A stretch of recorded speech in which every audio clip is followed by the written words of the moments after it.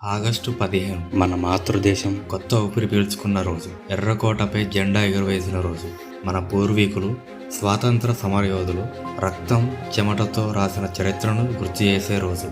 కానీ నిజం ఏమిటంటే మనలో చాలామందికి ఇది కేవలం సంవత్సరానికి ఒకసారి వచ్చే సెలవు రోజు, ఫోన్ స్టేటస్ మార్చే రోజు, సోషల్ మీడియాలో పోస్టు పెట్టే రోజు. ఆ తర్వాత మరుసటి ఉదయం నుంచి మళ్ళీ మతం, కులం, భాష, ప్రాంతం అనే గోడలు కట్టుకుంటాం. ఒకప్పటిలా భిన్నత్వంలో ఏకత్వం అనే గర్వం తగ్గిపోతుంది. మనం మతాల మీద గొడవ పడుతున్నప్పుడు మనం భారతీయులం అనే సంగతి మర్చిపోతున్నాం. స్వాతంత్ర్యం అంటే కేవలం బ్రిటిష్ పాలన నుంచి బయటపడటం కాదు. నిజమైన స్వాతంత్ర్యం మన ఆలోచనలో, మన మనసులో ఉండాలి.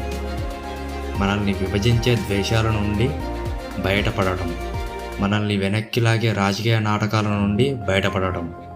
నేడు కూడా దేశం కొత్త యుద్ధం ఎదుర్కొంటోంది. ఇది తుపాకీతో కాదు, ఇది మన మనసులలో జరుగుతోంది. మతం, కులం, రాజకీయాల పేరుతో మనల్ని విభజించాలనే యుద్ధం.